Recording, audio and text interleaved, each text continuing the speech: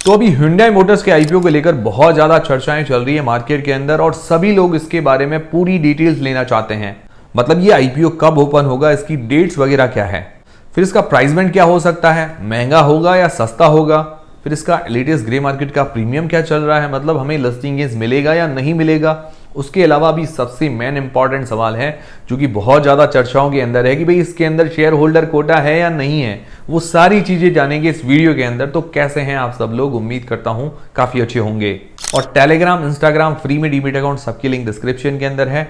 Instagram पर भी follow करना मत भूलिएगा, वहां पर रील्स वगैरह मिलती रहेगी। टेलीग्राम चैनल पर छोटे मोटे अपडेट और जानकारी मिलती रहती है। तो सबसे पहला सवाल कि इस आईपीओ के अंदर शेयर होल्डर कोटा है या नहीं है। तो पहली चीज ये है कि शेयर होल्डर कोटा के लिए क्या होता है कि कोई पेरेंटल कंपनी का हमें शेयर लेना पड़ता है। तो इसकी कोई भी पेरेंटल कंपनी नहीं है इंडियन शेयर मार्केट के अंदर लिस्टेड। ये क्या है कि साउथ कोरिया की कंपनी है Hyundai मोटर्स, उसी की इंडियन सब्सिडरी है, वो अभी लिस्ट होने जा रही है इंडियन मार्केट के अंदर। तो साउथ कोरिया के अंदर तो ये लिस्टेड है, वहां पर कोई शेयर वगैरह लेंगे तो वो तो काम आएगा नहीं। तो इसीलिए इंडियन मार्केट के अंदर अगर कोई कंपनी लिस्टेड हो, उसकी कोई पेरेंटल कंपनी हो, उसका अगर शेयर लेते हैं तो काम आता है। तो ऐसा कुछ नहीं है, तो शेयर होल्डर कोटा नहीं है इस आईपीओ के अंदर। पहली चीज क्लियर है। दूसरी चीज, इसकी डेट्स क्या हो सकती है, अंदाजन एक टेंटेटिव डेट्स क्या हो सकती है। अभी फिक्स डेट्स तो अनाउंस हो ही नहीं है, तो हम अंदाजा लगा सकते हैं। अंदाजा मार्केट के अंदर ये लगाया जा रहा है कि भाई मिड अक्टूबर के अंदर ये आईपीओ ओपन हो सकता है। मिड अक्टूबर के अंदर अगर देखें तो 14 तारीख को सोमवार है। काफी लोग कह रहे हैं कि भाई 14 से लेकर 16 अक्टूबर तक ये ओपन हो सकता है, बट ये कयास है। तो अभी ये 14 से लेकर 17, 18 किसी भी तारीख को ओपन हो सकता है। मिड अक्टूबर की उम्मीद है, एंड अक्टूबर को भी आ जाए या फर्स्ट वीक ऑफ अक्टूबर को भी आ जाए, कभी भी आ सकता है। ये कंपनी पर सारी चीजें डिपेंड करेगी, बट अभी ऐसा कयास है कि भाई मिड अक्टूबर के अंदर ओपन हो सकता है। तो 14, 15, 16, 17 किसी भी तारीख को ये ओपन हो सकता है। फिर एक्सपेक्टेड प्राइस बैंड क्या हो सकता है, मतलब ये प्राइस बैंड भी एक अंदाजा नहीं बता रहा हूँ, जो मार्केट के अंदर अभी न्यूज चल रही है कि भाई एक्सपेक्टेड प्राइस बैंड जो हो सकता है 1200 रुपए से लेकर 1800 रुपए के बीच में।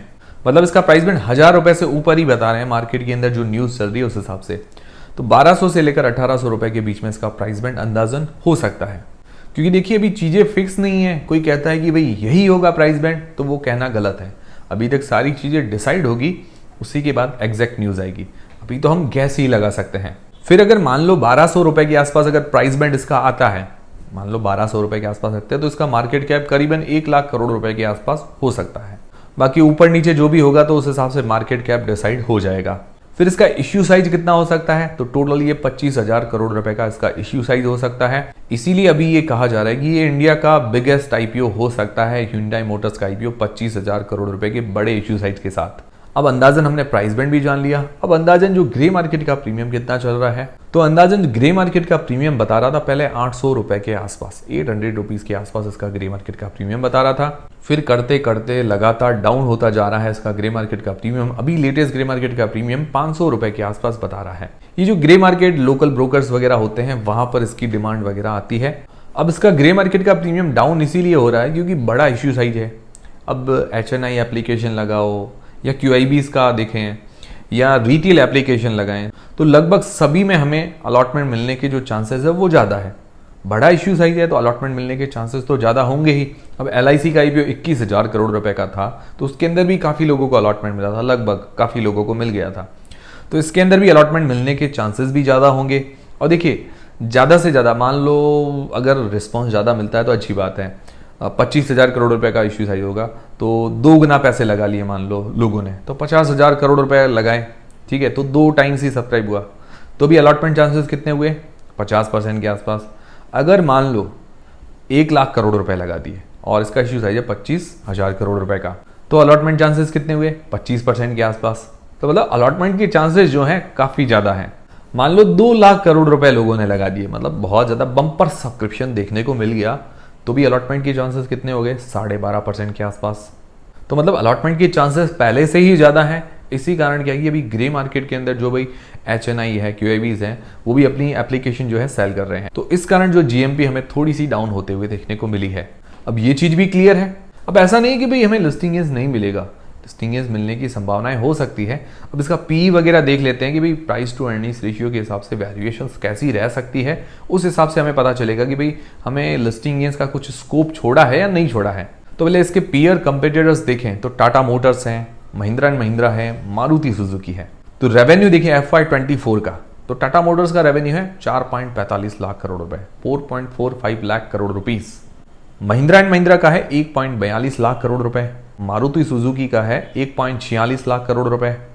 मतलब महिंद्रा एंड महिंद्रा मारुति सुजुकी देखिए लगभग बराबर है, पर थोड़ा सा मार्जिनली देखें तो टाटा मोटर्स पहले नंबर पर, सेकंड नंबर पर मारुति सुजुकी, थर्ड नंबर पर आता है महिंद्रा एंड महिंद्रा। और अगर Hyundai मोटर्स का रेवेन्यू देखें FY23 का दिया हुआ है, वो करीबन दिया हुआ है 60,000 करोड़ रुपए के आसपास का, और FY24 के दिसंबर तक का ही दिया हुआ है, मतलब 9 मंथ्स का ही दिया हुआ है, तो 52,000 करोड़ रुपए के आसपास होता है। और मान लो अगर इसी रेशियो में रेवेन्यू जनरेट हो रहा है तो मैक्सिमम FY24 तक हम 70,000 करोड़ रुपए का रेवेन्यू मान सकते हैं। उस हिसाब से भी सबसे छोटी कंपनी होगी Hyundai मोटर्स रेवेन्यू के मामले में। तो टाटा मोटर्स का अगर पी देखें तो 10 के आसपास निकल कर आता है, महिंद्रा एंड महिंद्रा का 35 के आसपास, और मारुति सुजुकी का 29 के आसपास। और Hyundai मोटर्स का अगर पी देखें तो देखिए अगर 1200 रुपए के आसपास अगर प्राइस बैंड रहता है, मतलब एक गैस ही लगा रहे हैं, तो 22 के आसपास पी निकल कर आएगा। ठीक है, उस हिसाब से तो वैल्यूएशंस ठीक है, ज़्यादा महंगी नहीं होगी। टाटा मोटर्स से थोड़ी महंगी होगी, बाकी मारुति और महिंद्रा एंड महिंद्रा से सस्ती होगी। फिर अगर 1800 के आसपास अगर प्राइस बैंड आता है तो 33-35 के आसपास इसका पी निकल कर आएगा। तो उस हिसाब से देखें तो वैल्यूएशंस थोड़ी सी महंगी हो जाएगी और लिस्टिंग गेन्स का जो स्कोप है वो थोड़ा सा कम हो जाएगा। तो ये चीज़ है। प्राइस बैंड 1200 रुपये तक मुझे लगता है ठीक है, 1100, 1200 जो भी है, 1300, 1500 तक तो ठीक है, वहाँ तक वैल्यूएशंस भी ठीक रहेगी। पर इससे ज़्यादा थोड़ा सा मुझे लगता है वैल्यूएशंस महंगी हो जाएगी। और ये सिर्फ एक अंदाज़न टेंटेटिव चीज़ें हैं जो हो सकती है, उस हिसाब से हमने डिस्कस किया है। तो ये है सारी डिटेल्स। उम्मीद करता हूँ हमारा वीडियो, हमारी जानकारी आपको काफ़ी पसंद आई होगी। और भी कोई क्वेरी हो तो मुझे कमेंट करके बता दीजिएगा, ताकि अगर मैं कमेंट पढ़ पाऊँ तो मैं सॉल्व कर दूंगा कमेंट के अंदर ही। और कुछ नहीं पता होगा तो मैं कहीं से जानकारी लेके आपको जानकारी दे दूंगा। वीडियो पसंद आए तो लाइक जरूर करें, चैनल को सब्सक्राइब कर लें। मिलते हैं दोस्तों अगले वीडियो के अंदर। टेलीग्राम, इंस्टाग्राम, फ्री में डीमेट अकाउंट सबकी लिंक डिस्क्रिप्शन के अंदर है।